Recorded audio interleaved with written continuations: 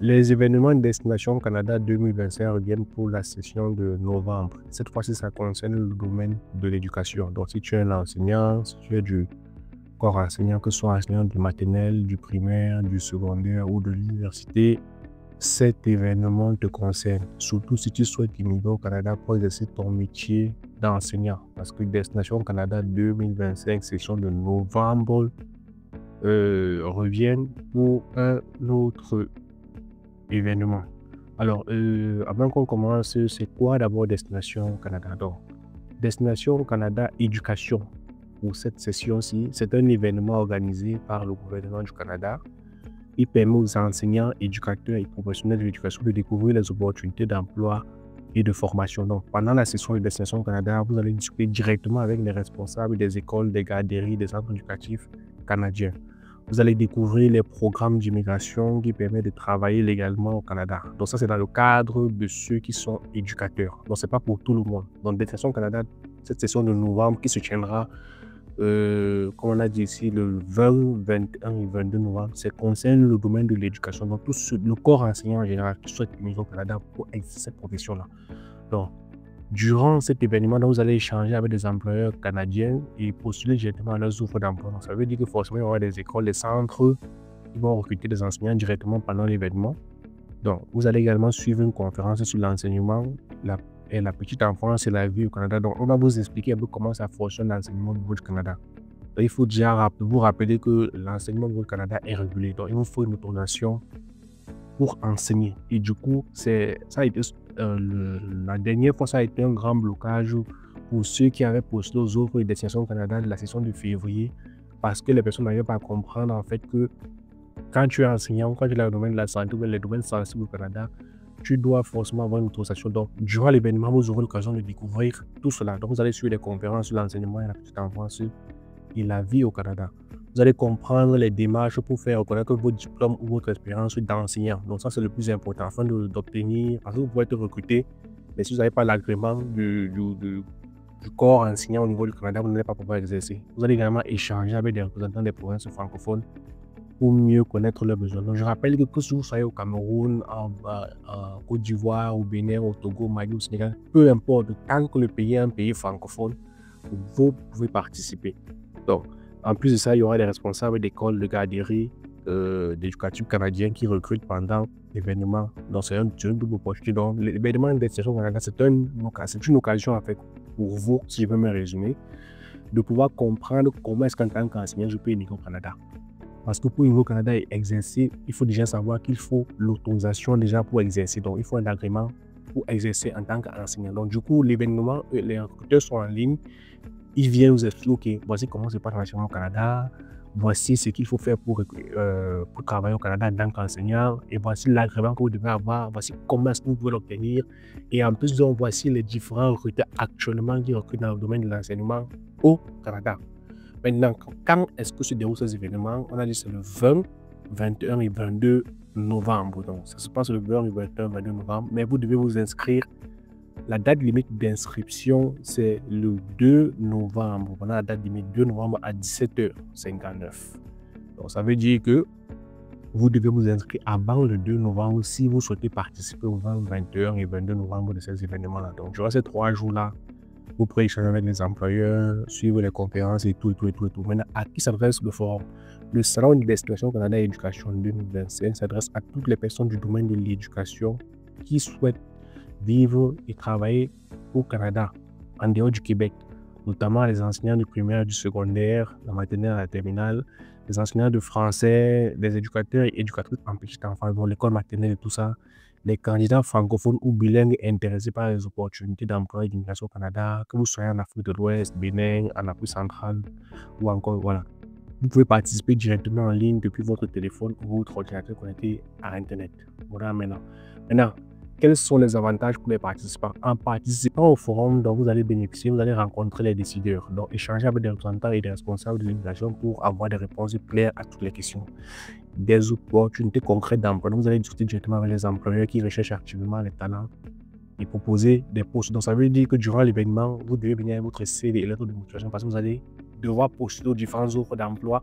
Et si vous êtes reconnu, ça va être beaucoup plus facile. Donc, vous aurez l'information à la source. C'est un événement à ne pas manquer surtout si vous êtes dans le domaine de l'enseignement.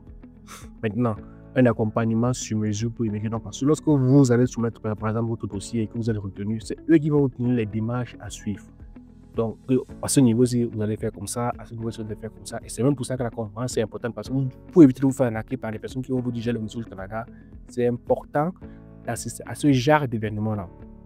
Donc, préparation à la vie au Canada et tout et tout. Maintenant, quels sont les critères de sélection? Donc, on dit pour recevoir une invitation officielle, un salon de destination au Canada, vous devez répondre au moins un des 4 critères suivants. Bon, je rappelle ici que participer à l'événement de destination au Canada, ça ne veut pas dire que vous avez commencé une procédure. Donc, vous avez participé à un événement. Et c'est dans cet événement que vous avez la possibilité de postuler. Donc, je pourrais appeler ça aux différentes personnes, que ce n'est pas comme si, comme vous sélectionnez, ça veut dire que vous allez entamer les démarches. Non. Donc, voici les critères. Donc, vous devez travailler ou avoir déjà travaillé dans un domaine de l'enseignement ou à la petite enfance. Donc, vous devez être dans le domaine de l'enseignement. Ça, c'est le premier critère. C'est le minimum, en fait. Quand on dit vous devez prendre un critère sur 4, ça veut dire que si sur les 4 critères, si vous prenez un critère, c'est bon. Vous possédez un profil entrée express ou remplissez les conditions pour immigrer au Canada. Vous correspondez au profil recherché par les employeurs canadiens. Vous maîtrisez le français. Remarque, le salon étant très demandé, seules les personnes dont le profil correspond aux besoins des employeurs recevront une invitation officielle. Donc, il faut bien comprendre ça. Maintenant, comment s'inscrire pour participer à des sélections au Canada? Donc, vous avez 2 possibilités. Soit vous le faites vous-même, soit vous nous confiez votre inscription. Donc, pour le faire vous-même, c'est très facile, c'est très simple pour s'inscrire. Parce qu'ici, vous aurez besoin, vous devez disposer de d'un ordinateur d'une tablette. Même sur le téléphone, vous pouvez le faire. Vous devez déterminer votre numéro CNP, la classification nationale des professions. Donc, les éléments qu'il faut et vos informations personnelles. Donc, c'est quoi la CNP? C'est classification nationale des professions au Canada. Donc, les métiers et les appellations au Canada ne sont pas les mêmes que dans d'autres pays. Par exemple, on dit c'est enseignant de l'école maternelle. Eux, ils appellent ça enseignant de l'école à la petite enfance. Donc, ça veut dire que ça a un code. Donc, chaque profession a un code. Par exemple, un soudeur, un comptable, ils ont un code. Ils peuvent participer à la recherche parce que les appellations entre ce que nous, peut-être vous pouvez déclarer, ce que eux vont dire peut ne pas correspondre. Donc, c'est pour ça que vous devez déterminer, OK, comment est-ce qu'on appelle ma profession au Canada? Comment est-ce qu'on appelle ma profession de enseignant, par exemple, ou de l'école de la maternelle au Canada? Donc, c'est important de savoir tout ça. Donc, comment faire pour s'inscrire? Donc, il y a 2 possibilités. Donc, en suivant, vous avez déjà déterminé votre code CNP. Donc, tout ce que vous faites, vous partez sur Google. Je vais ouvrir google.com. Donc, vous allez sur Google. Que vous soyez sur téléphone ou sur ordinateur, c'est la même chose. Donc, il n'y a pas de souci par rapport à ça. Vous tapez Destination Canada Éducation 2025. Voilà. Vous prenez le premier formulaire. Donc, ici, ça a affiché forme. Vous cliquez dessus. Ça va ouvrir la page. Un instant. C'est la même page ici, c'est la même page sur laquelle vous allez arriver. Donc, je vous montre sur ce téléphone juste pour les personnes peut-être qui ne vont pas bien comprendre. Tant que ça change. Donc, vous allez arriver sur cette page ici, vous pouvez encore lire. Ce qu'on a fait ici, c'était le résumé de ceci. Donc, vous allez lire, vous allez comprendre. Et ils ont dit ici, instruction à lire, la participation est gratuite, mais tous les candidats, mais le nombre de places est limité. Donc, pour participer, vous devez d'abord vous inscrire en complétant le formulaire. Donc, dans les formulaires, on dit ici, voilà, prenez le temps de bien compléter le formulaire. Une fois soumis, il ne sera plus possible de le modifier. Donc, ça veut dire que si vous commettez les erreurs, vous ne pourrez plus modifier. On dit un accusé de réception apparaîtra sur la dernière page, mais vous ne recevrez pas de confirmation par courriel. Donc, ici, c'est important de comprendre ça. C'est pour dire que lorsque vous allez vous inscrire, vous n'allez pas recevoir d'email qui confirme que vous êtes inscrit. Je rappelle ça parce qu'il y aura des personnes, par exemple, qui vont vouloir nous confier leur inscription et vont dire, mais pourquoi je n'ai pas reçu d'email? Donc, ils ont dit, on ne reçoit pas d'email. Donc, dès que vous finissez de vous inscrire, comme on va voir, vous allez voir directement, avoir un accusé de réception directement sur la page pour dire que vous êtes inscrit. C'est tout. Maintenant, si vous êtes sélectionné, vous allez recevoir le mail le moment venu après le 2 novembre parce que les inscriptions ont commencé depuis le 8 octobre jusqu'au 2 novembre. Et c'est après le 2 novembre que vous allez recevoir les invitations, ceux qui ont été sélectionnés pour participer à l'événement avec les instructions. Donc, On dit cette activité est avant tout une forme d'information et de réseautage. Si vous recevez une invitation pour participer à l'événement, aucun permis de travail ou contrat de travail ne sera garanti. Donc, ils expliquent ça juste pour que les gens comprennent que ce n'est pas une procédure que vous entamez. Je rappelle ça parce que beaucoup peuvent se faire arnaquer en disant que non, une personne qui vient devant vous, vous dirigez le réseau du Canada et la personne vient vous inscrire ici croyant que vous devez commencer une procédure. Or, ce n'est pas ça. Donc, voilà. Donc voilà, on va s'afficher la page sur le téléphone. Donc, vous lisez les instructions. Pour commencer à s'inscrire, vous cliquez ici. C'est la même chose ici. On va revenir ici. On va cliquer sur continuer. Donc, vous allez lire. On dit êtes-vous d'accord? Oui, je suis d'accord. Êtes-vous d'accord? Oui, je suis d'accord. Donc, ça, c'est l'inscription en fait. Pour continuer.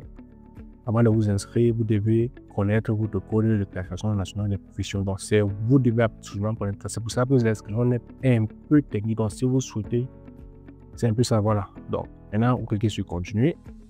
Non. Donc, on va s'inscrire ensemble.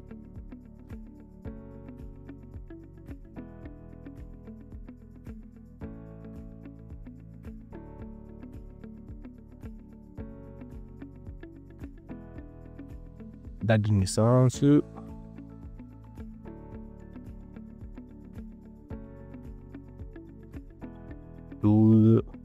Mois de 18. Non, ça c'est 07. C'est le mois de juillet 07. Adresse email.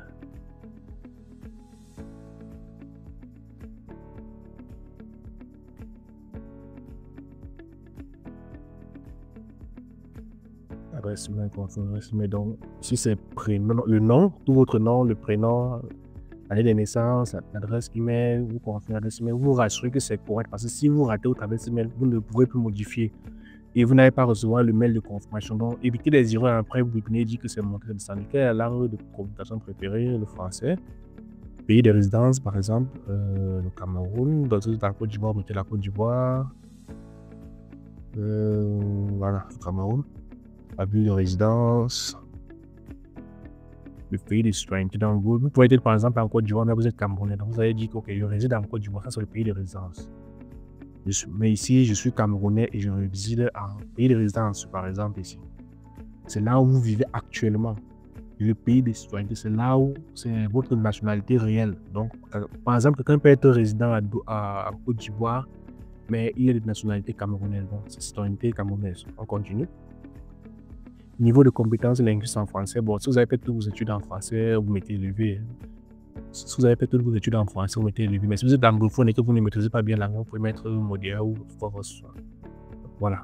Niveau de compétences linguistiques en anglais, bon, faible, ça c'est parlé, faible, lu, modéré, écrit. Donc, mettez selon votre niveau, c'est à vous de juger. Ici, je n'ai rien à vous dire. Écrit, modéré. Voilà, on continue. Niveau d'éducation le plus élevé, donc ça c'est le diplôme. Voilà, ici c'est aussi important de comprendre que études secondaires non compétences, ça veut dire ceux qui ont fait le secondaire, ils n'ont pas eu le bac. Programme post-secondaire de 1 an, ça veut dire après le bac, j'ai fait un programme de 1 an. Donc j'ai fait soit un centre de formation, soit j'ai fait 1 an à l'université. Certificat au diplôme spécialisé, donc c'est pour ceux par exemple qui ont fait une certification qui n'a rien à voir avec l'école, quoi que ce soit. Donc ici pour lui, ici, certificat au diplôme universitaire inférieur au baccalauréat. Il faut comprendre ici que les appellations de diplôme au Canada, ce n'est pas la même chose qu'au Cameroun, ou bien en Afrique francophone déjà. Le baccalauréat ici, ils appellent ça la licence. En anglais, on dit bachelor. Donc le baccalauréat signifie plutôt licence chez eux. Et ce que l'on appelle le baccalauréat, qui est le couronnement des études de secondaire, ils appellent ça le DEC. Donc si vous voyez ici, diplôme universitaire inférieur au baccalauréat, ça veut dire diplôme universitaire inférieur à la licence. Considérez ça comme la licence. C'est comme ça qu'eux appellent ça chez eux. Donc si vous avez la licence ou bien vous avez moins de la licence, vous mettez ça moins de la licence. Maintenant, quand vous mettez baccalauréat au diplôme universitaire de premier cycle, ça veut dire que vous avez eu la licence. Il faut bien comprendre ça. Donc ici, ce rapport Zanga a eu la licence, on met la licence. Ici, c'est maîtrise, doctorat et tout ça. Donc on met la licence. Donc c'est un peu ça. Maintenant, le nom du diplôme, c'est diplôme 1. Donc c'est vous à mettre votre diplôme en fonction. C'est pour ça que vous devez bien comprendre un peu l'équivalence du diplôme au niveau du Canada et au niveau du Cameroun avant de pouvoir vous inscrire. Donc voilà, on continue. Catégorie professionnelle, secteur, enseignement. Donc c'est enseignement. Enseignement, maintenant ici, enseignement normal professeur. Enseignant au niveau collégial, enseignant au niveau secondaire. Voilà, enseignant au niveau secondaire. Voilà, nombre d'années d'expérience, 3 à 5 ans d'expérience. Décrivez brièvement votre expérience professionnelle actuelle ou la plus récente. Voilà. Donc, je décris. Donc, je travaille depuis 3 ans comme enseignant de chimie dans un établissement d'enseignement secondaire. J'y conçois et anime des cours. Donc, voilà. On dit vous avez dépassé la limite, ça veut dire que je vais. Voilà. C'est mieux. Donc, on ne veut pas beaucoup, c'est brièvement. Voilà. Continue. On dit maintenant à quel événement souhaitez-vous participer. Donc, vu qu'ils savent qu'il y a beaucoup de personnes qui vont participer, donc vous devez choisir une date. Donc, je préfère prendre le 21 novembre. Continuez. Veuillez noter, avez-vous déjà un numéro de dossier d'immigration? Ça, c'est pour ceux qui ont déjà eu à commencer une procédure d'immigration. Comme on voit ici dans les critères, si vous avez, comment je vais dire ça, si vous avez, c'est pas où, dans les conditions en fait. Si vous avez un profil, on va vous demander le numéro du profil. Non. Non, on n'a pas pour le moment. Continuez. On dit voilà, révisez vos réponses avant de soumettre le formulaire. Êtes-vous d'accord? Donc, vous vous rassurez en fait que tout est correct. Tout est correct, si tout est correct, tout est correct. Voilà, on va te soumettre.